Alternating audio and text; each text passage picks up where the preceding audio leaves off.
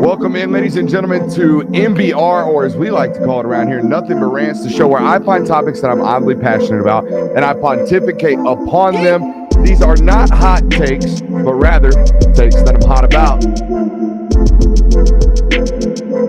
What's up? You really like that?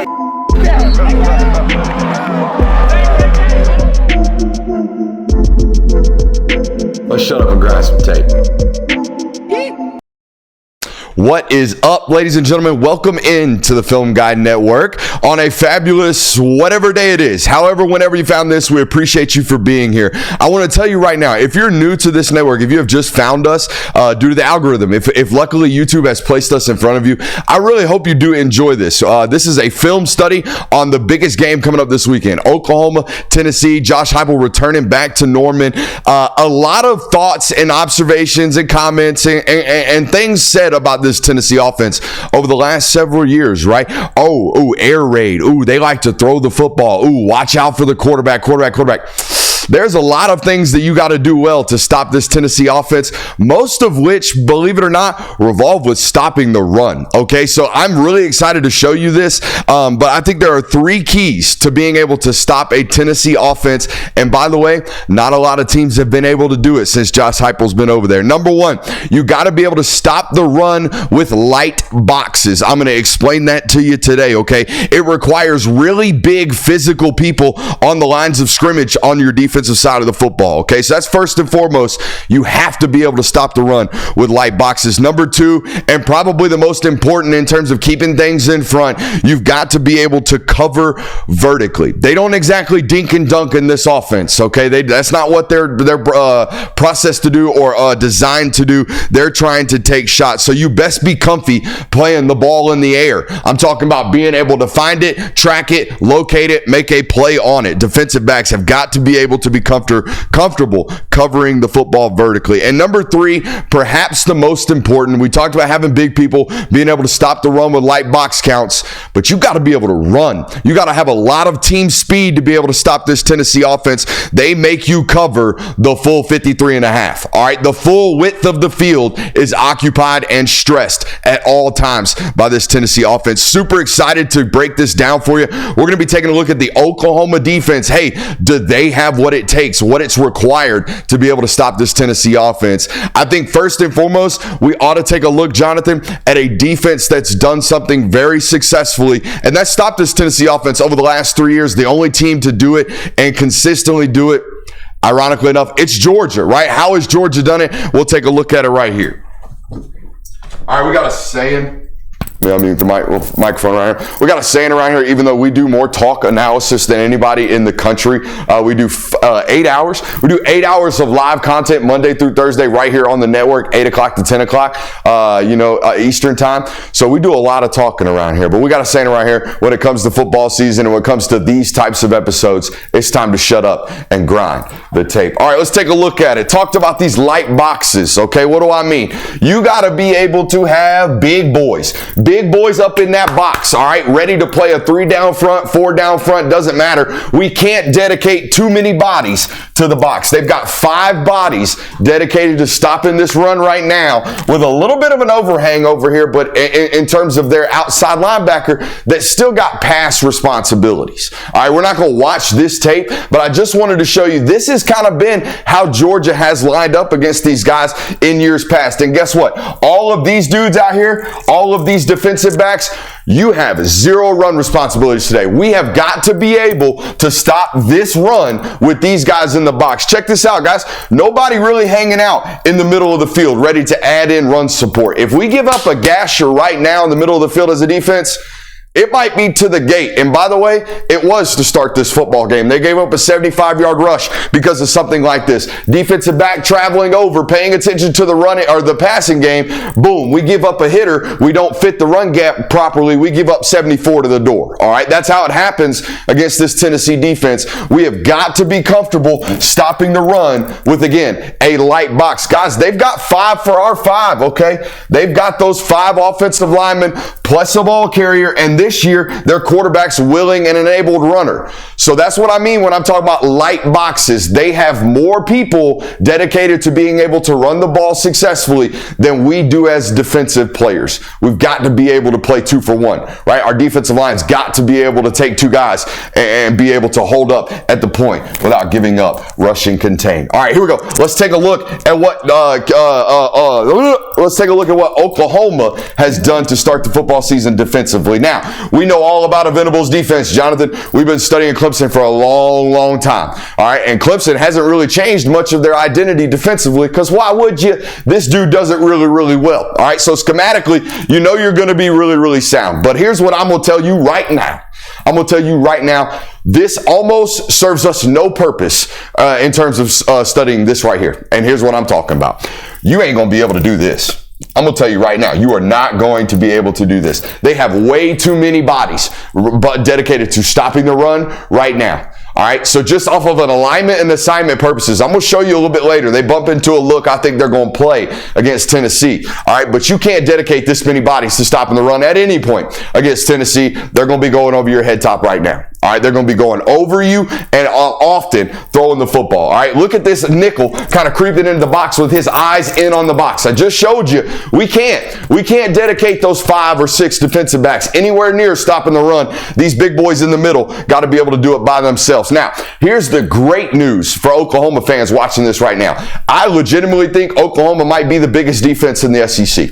From a front 6 standpoint, I did not realize. I'm sorry, Brett Venables. I was unfamiliar with your game. I was unfamiliar with your game because from a roster standpoint, these jokers are big. Look, they got 2 profiles, Jonathan, on the defensive line. They either searching for Nigerians or farm boys. Ain't no in between. A couple Samoans mixed in there, but that's really all they got. They got big old farm boys. You 6'5", 250. You Bela, hey, come play for me. You Nigerian, come play for me. Adebawar, oh my Lord. Love it, love it, love it. Here we go. All right, so we got, by the way, if you've been watching this channel for a long time, you know what I'm talking about. I got scouting theories about my Nigerian brothers out here. All right, 6'5", 263 out here at the defensive end position. This 3 tech right here, 6'3", 336. He a big boy. All right, y'all also learning about my penmanship right here. This nose tackle right here, 6'1", 312, big boy. All right, here's our boy. Here's our guy Dable War over here, 6'4", 253. Jonathan, that kid couldn't have been 218 pounds coming out of high school. They put that weight on that dude like that. You know why? Nigerian, that's right. They look at a bowl of weights, they put it on. I'm telling you right now. All right, now I was really. Now I know this dude's good. I know he's really good. I forget his name right now. Stuntsman. I think it's that. Yeah, he's going to be a WWE wrestler if the NFL don't work out for him. But I was unfamiliar with just how large this individual was. 6'4", 243. My God, you are big. All right, here we go. 6'2", he looked little, don't he? 242. Buddy, they are as big and as physical in this box as any SEC team in the country. I heard Kirby Smart this year start his press conference off with saying, hey, we got teams out here in the SEC that don't have 200-300 pounders on their interior defensive line. Buddy, they got 5 of them. They got 6 of them. They're going to roll a bunch of them. So I think they have the physical requirements to be able to play with light boxes. They're big, they're physical, they're veteran. All right, so that's the good news for an Oklahoma fan watching this, right? They check off the boxes with regards to being able to stop the run with light box counts. Okay, let's go to 35. We already talked about the alignment right there. Let's go to 59 here. I think they're a veteran unit that passes off and disguises concepts in the back end really well. All right, this dude right here, I think this is Bowman, number 2, flashes all over the tape. Not a big, long physical safety, okay? Not a Kyle Hamilton by any stretch of the means, but really knows what he's doing. Very instinctual. If anyone turns Nico over on Saturday, I think it's going to be 2, okay? Because he baits and he jumps routes really well, but also could be taken advantage of with how instinctual they are. Here's what I'm talking about with the ability to design disguise and pass off concepts really, really well. We've got 1, 2, 3, 4 zone defenders over here for 1, 2, 3 two-lane options. All right, watch these guys pass these route concepts off, all right, and ultimately close everything down. We're now sitting up underneath this. We got 2 guys for here. We're sinking up underneath this. We got over-the-top help as well. All right, we're underneath over here and over. They do not sacrifice leverage. All right, they don't bust a lot of assignments in the back end either. All right, this was something Venables had to clean up. The first year or so at Oklahoma, they were giving up explosives in the back end because of a lot of this. All right, but they disguised coverage so much that it was inevitable. They were going to have some of these busts early on in Venables' regime because he had to teach it all. Right, he had to be able to teach it all. Boom, they rallied to the football as well. I do think there is one suspect aspect to this roster from Oklahoma with regards to that they are big, they are long in that box. Team speed. I worry about team speed, particularly at corner and particularly at the inside, in the box. Like if they really stretch this team, I think they might have a problem east to west. You can see how big the box is. Oh, also, by the way, our first real third down look. All right, I think this is a 3rd and 9 right here. We got Stutzman walked up on the line of scrimmage. Now number 30's in the box. By the way, number 30, a 250-pounder that plays off ball as a linebacker. He's massive. They're massive. This is what I'm trying to tell you over and over again. All right, we got 32 in the box as well now. 24, a little bit of a hybrid football player for them as well. All right, they like to drop 24 a lot. I'm going to show you in a little bit. They got 24 lined up on the line of scrimmage in a couple of plays, and he has to turn and run all the way into a Tampa 2 down the middle of the field. So they're very multiple as an offensive line. We have to really, I would almost scan protect these guys, Jonathan. I wouldn't try to identify who's coming. I would get back and identify then, right? We're going to get back, identify the threats, locate them, block them. What we can't do is say, all right, we're going to count, this guy, this guy, this guy, this guy, and then say, okay, Mike 30. Because watch what happens at the end of the photo, right? Ball snapped, all right, 28 dropped, 56 came, 34 is blitzing, 32 is coming, 30's now, and 24 is out. So it's a guessing game the entire time on 3rd down, all right, against Oklahoma's defense and against Venables in general. It's a guessing game on 3rd down, so we're probably going to have to be in some type of scan protection. There you see the ability to rally to the football. All right. 24 is a football playing SOB. He's going to play on Sundays for a long time. He reminds me of the way Kansas City uses their big-ass linebacker. No, kind of the other one. The other one, they got a big white dude that they use in a multitude of ways. He plays on the line of scrimmage. He'll play off. He'll play all kinds of stuff. It's George Karlaftis. Oh. Karlaftis. That's who he reminds me of. We were talking about the George's clips last night. That's what reminded me of it. Run game stunt team. Watch this in the box right here. Okay, really from the tight. A lot of teams do this, all right, but they're really prone to do it. By the way, here's our big Samoan. He's 350 rotating in here. Actually, I think he might be 320. He looked 350, especially from the waist down. He's a big, thick boy, okay? Good athlete, too. Number 95, Tennessee fans will be aware of him. This is their 3-tech that transferred over from Tennessee just a couple years ago. Maybe even this offseason. I can't quite remember. Heupel licking his chops right now. That's what I got written down on the notes. Look at this. 1, 2, we're going to actually put numbers on. 3, 4, 5, 6. I would say 7. 7 guys dedicated to the box. They're playing, looks to be some type of man coverage. It's probably not. They don't play a lot of man. They're going to end up passing off into zones right there. Actually, that is cover 1. That is cover 1. And this is what I'm talking about with that corner speed, okay? This is Kenai Walker up here at the top of the screen. Douglas County High School, okay? About 6'2", big, tall, long, real long. Went to Louisville out of high school, transfers to Oklahoma. Really, really good zone corner. Plays with tremendous instincts. I'm going to show you a little clip later where he's in cover 3, squats on a hitch route, and almost jumps in and picks it off. The long speed is really questionable. There's no doubt about it. It's the only reason he didn't play in the SEC in the first place. Okay, why didn't he come out of high school in the SEC? The long speed is questionable. And he gets put that wide receiver's on top of him right now. Okay. This ball is missed by this Tulane quarterback. We don't get the tight angle because, the cameraman's not really doing his job. But I'm telling you right now, I see Heupel looking at this going, ooh, right?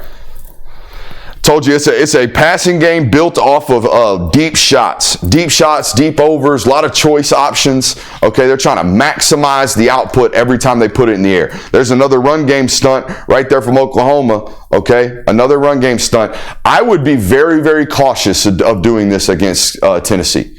Very cautious. Tennessee has now become almost like a power team, Jonathan. They'll block down and then pull the backside tackle.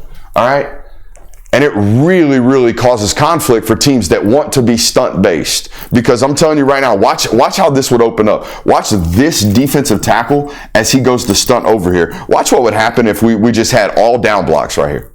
You see what I mean? Mm-hmm. You got to be very, very careful doing stuff like this against a team like Tennessee. They will gash you. They will absolutely gash you. You have to kind of be able to play it straight up. You got to be able to two-gap against this defense or against this offense. You can't be doing this too often. Got to stay out of these, buddy. Got to stay out of these against Venables. Consistently, 3rd and 8, you're going to get some type of hectic pressure. All right, last time they dropped everybody, guess what they do this time, Jonathan? They bring everybody. All right, so there is a level of unpredictability with this defense. That's kind of MO in life in general as an offense. Let's just stay out of 3rd and 8. Yeah. That's expert analysis from the guy on the board right now. Stay out of 3rd and 8. All right, let's go to 238. All right, they're big enough. The notes say, are they fast enough? They are big enough. Are they fast enough? Here's what I'm talking about. They're running an invert cover 3 here. I told you about this number 24.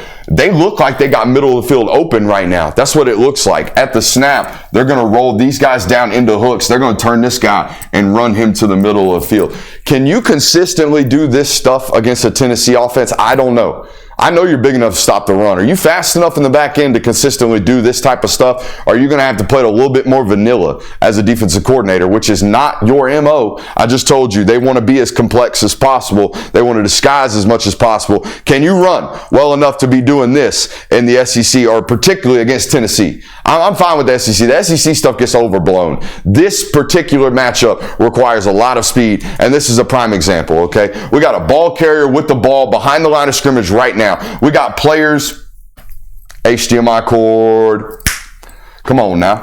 All right, we got players about what? Anywhere from 10 to 15 to 20 yards from ball carrier. Let's see how fast they close this space, okay? Because this will be a deciding factor on Saturday.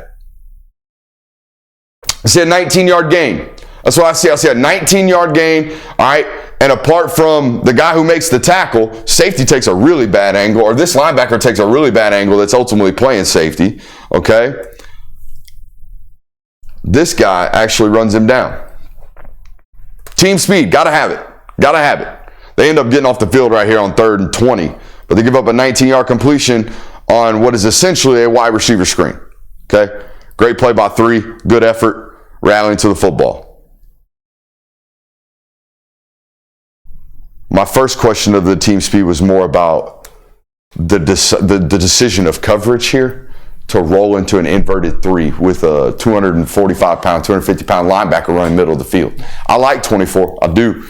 I don't know if I like him that much. I don't know if I like any linebacker in this country that much doing that against Tennessee. We got a short yardage play here. No need to watch that. Where we at time-wise there, Jay Will? 19 minutes. Okay. We're trying to keep these tight. All right, here we go. 340. Oh, shoot. Here we go. All right.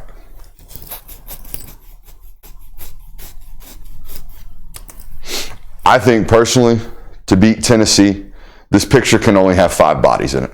It's got 6 right now. I don't think on Saturday, maybe I'm wrong. Can you play 4 over 4 against Tennessee with safety help in the middle of the field with his eyes on the box? Can you do it? I don't know. I don't know. Teams have not been able to do this. They either get gashed one way or the other. That's the whole point of this wide choice offense. They make you make a decision. Are you going to play at risk in the back end, or are you going to play with ability for us to rush the football against light boxes? I don't know if the picture can look this heavy against Tennessee. I really don't. Maybe it can. Maybe it can. I just don't think they need, it's what's weird to me. I don't think they need this many bodies in this box, especially not against Tulane. They got big dudes. But that's the way he plays, man. That's the way he's always played defensively. He's very, very, very aggressive. All right. Hey, I'm going to tell you right now, Tennessee's going to force this switch. And a lot of this is transferable from what Tulane does offensively to what Tennessee does. Most of what we're doing is personnel matching. We're trying to figure out where the weaknesses are on the roster. This right here is going to happen Saturday. All right, Tulane's going to motion this guy all the way across the field, and they're going to stack release these guys at the line of scrimmage, okay? They're going to run this concept right here. And I'm telling you right now, Oklahoma's going to see this on Saturday. There's no ifs, ands, or buts. It's win. All right, so how well do you transfer this off? These two guys, how well do you transfer this concept off? Because it's coming Saturday, and it's coming way better than it is right now. All right, so check this out. I think they're cooked. That nickel, he gone. That's Squirrel White on Saturdays, guys. That's Squirrel White Saturday. And Squirrel White's getting on top. All right? And again, I think this is a byproduct of the box being a little bit too heavy. Look, the box is just too heavy. We can't play it that heavy. The nickel's got to be on the flip side or something. We got to have more help over there. By the way, you're toast too.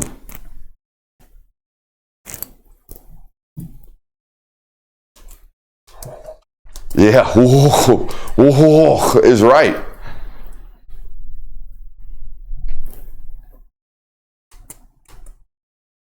They're going to force switch you left and right. Okay? Let's go to 502. I got you winning third down, though, Oklahoma fans watching this. I think Venables is as creative and as fun to watch on third down as any coordinator in the country. Look at this shit. This is what I was telling you. Look, what is this? This looks like cover zero to me. I think I'm getting cover zero, maybe one. Look, I think I teach you guys leverage and eye contact all the time, right? Leverage is indicating nothing but man coverage. Look at how he's even bumped in on the tight end right here. I'm thinking, okay, maybe we got a free hat here, maybe. But I think we're getting some type of cover one. All right, well, let's snap the football and let's take a look at what it looks like actually. Oh my God. They went invert Tampa. He's got that half. He's got that half. We got a linebacker that was on the line of scrimmage now running with number 3 down the middle of the field, taking the hole. It's fun. It's fun. Hey, but this is where I question sometimes, like, if Heupel sees this, first of all, they're a check with me offense. We all know this. So if Heupel sees this look, all right, on 3rd and 9, he sees this walked look.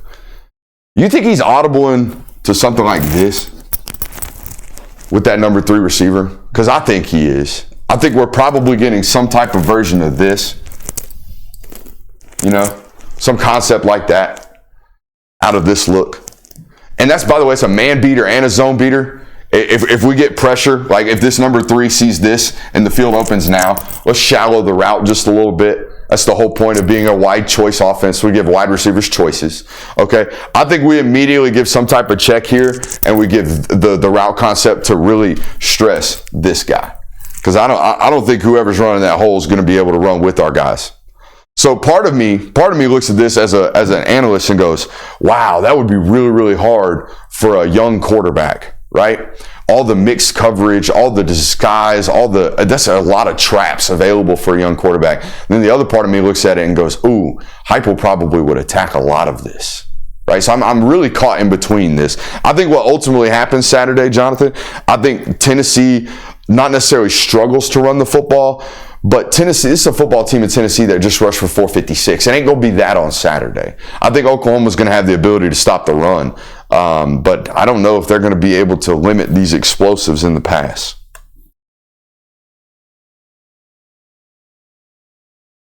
I like 24. 24 going to play on Sundays, ladies and gentlemen. All right, let's give you this look that I think they're going to see before we close out right here. All right, let's go to 604. This is a picture that cannot exist on Saturday. We can't do this. You're going to see this, by the way. They run an H sniffer. They're going to put this guy in this box. But I don't believe we can play 1, 2, 3, 4, 5, 6, 7 guys in the box. We can't do that. We can't play 4 over 3 out there. We're going to get beat. We're going to get beat. There's a one-on-one somewhere, and one-on-ones against Tennessee are explosives. Now, here's what I think they do. All right, here's what I do think they do. Let's go to, what a child I am, by the way. This is what it's going to look like on Saturday. Good news, man, our Oklahoma fans, you waited 30 minutes, right? About 28 minutes in, 29 minutes in? 25. All right, so you waited 25 minutes. Good news, you already got it in the formation. You already got it in the packages, all right? This is what I think you're going to play.